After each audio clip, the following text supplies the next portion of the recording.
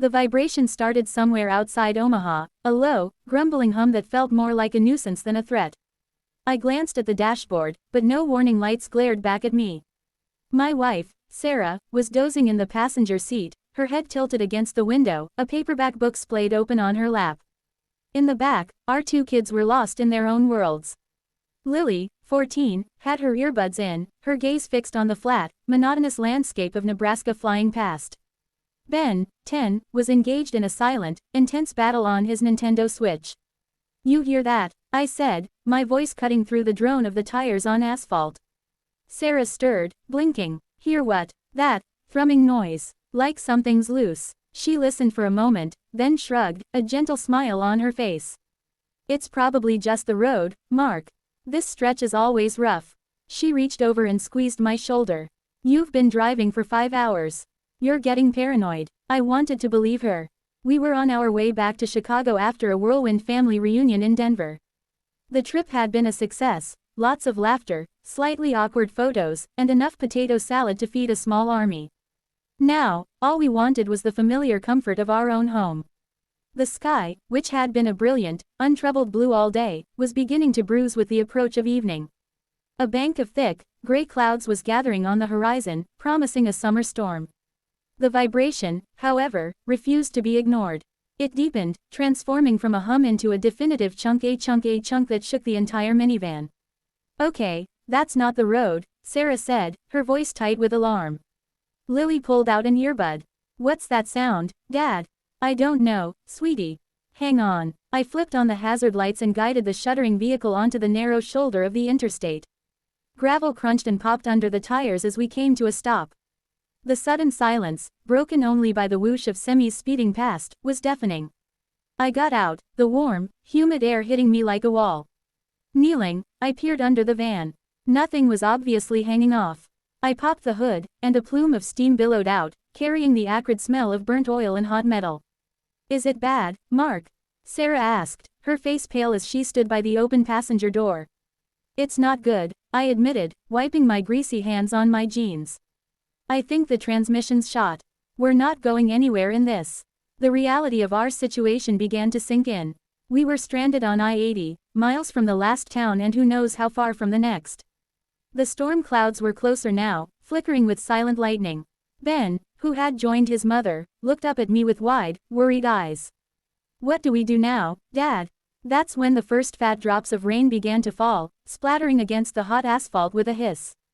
We scrambled back into the van as the sky opened up, the rain transforming from a spatter into a torrential downpour that hammered on the roof and reduced the world outside to a gray, watery blur. An hour later, we were sitting in the cramped, brightly lit cab of a tow truck, our van hitched up behind us. Hank, the grizzled, kind-faced driver, had been our savior.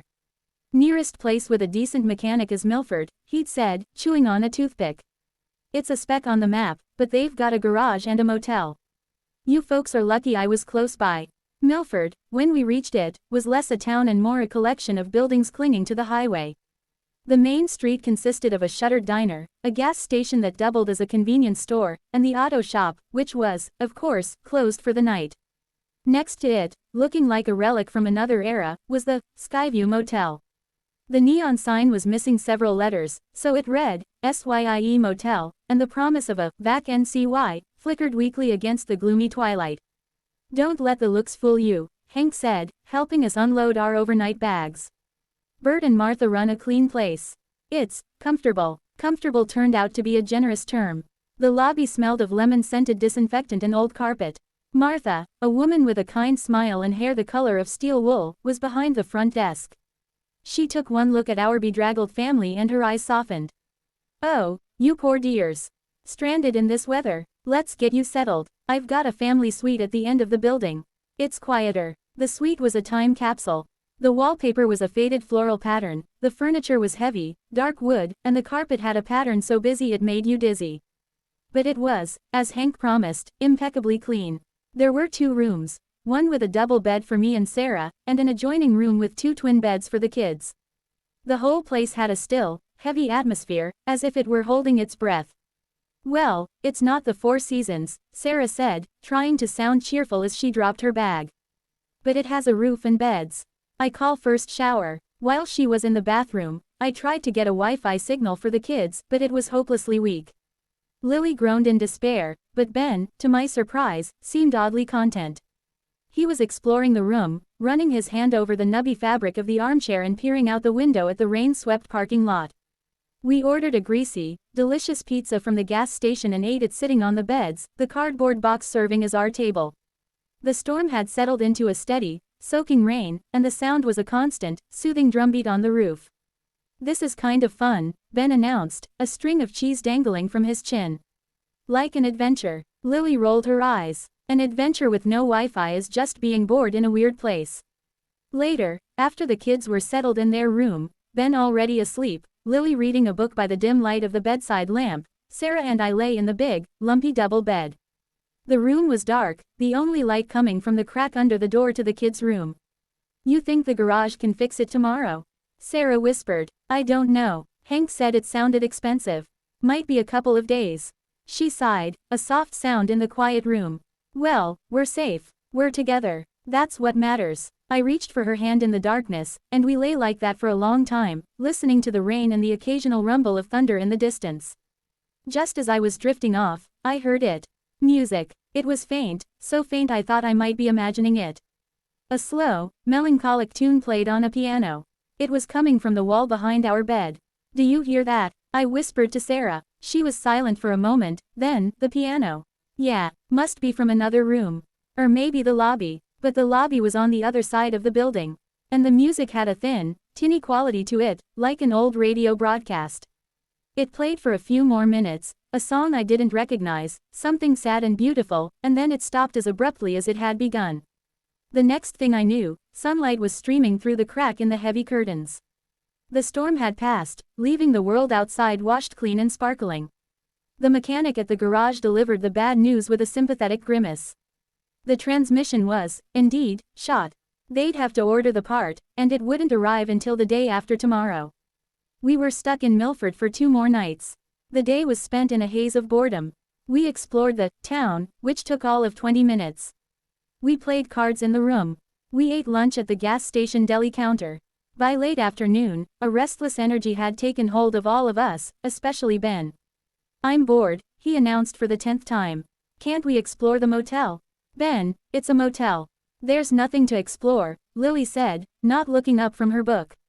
But the idea had taken root.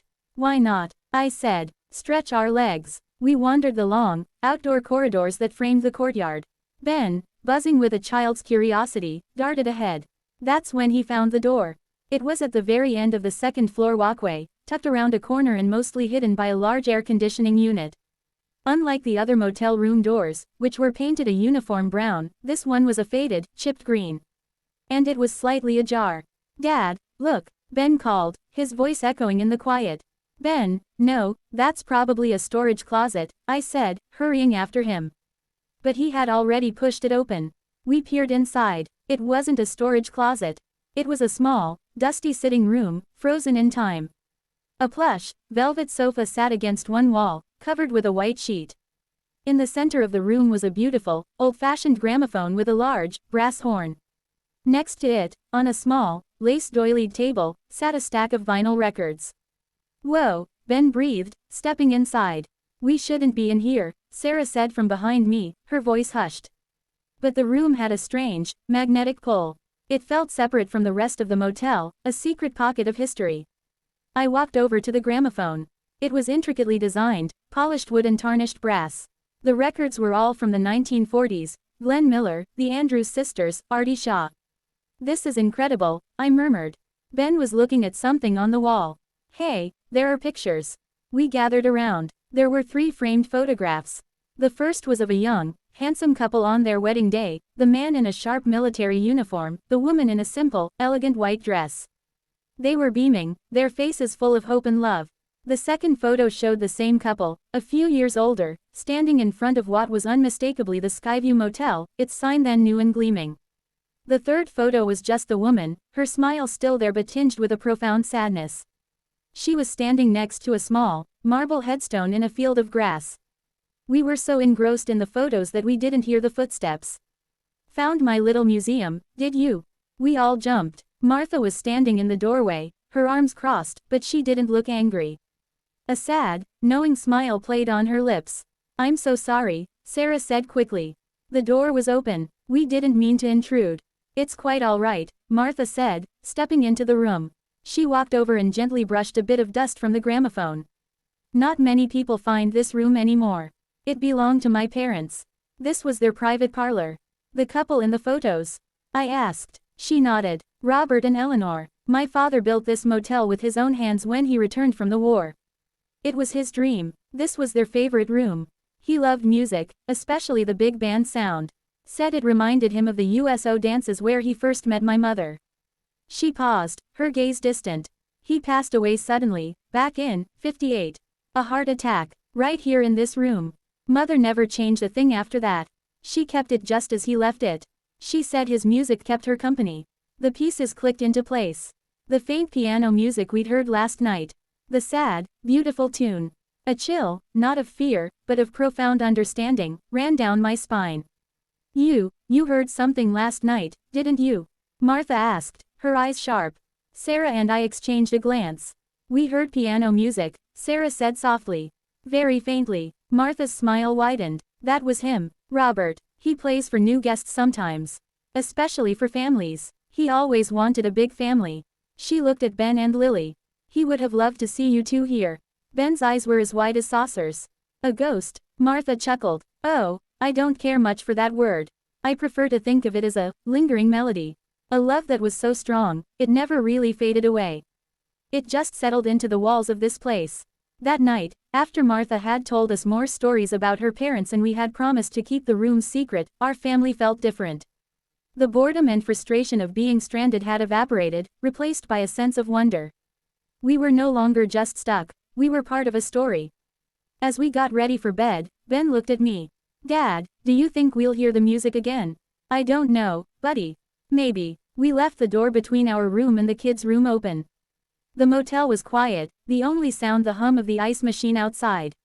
I lay in bed, my mind swirling with images of Robert and Eleanor, of a love built on dreams and cut short by tragedy. Then, it began, not just faint piano music this time. It was the clear, resonant sound of the big band music we had seen on the records. The soaring brass of Glenn Miller's Moonlight Serenade filled the room. It wasn't loud or intrusive. It was soft, as if it were being played just for us, a private concert from across the decades. I looked at Sarah. Her eyes were glistening with tears in the moonlight. We didn't speak. We just listened. Then, Ben appeared in the doorway to our room, not scared, but mesmerized. A moment later, Lily joined him, her usual teenage cynicism completely gone from her face. "It's beautiful," she whispered. The music swelled, filling the small, dated motel room with a grandeur and emotion that was almost overwhelming.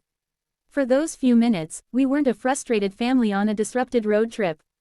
We were guests of honor at a dance held long ago, witnesses to a love that refused to be silenced by death. The song reached its crescendo and then faded away, the last note hanging in the air before dissolving into silence.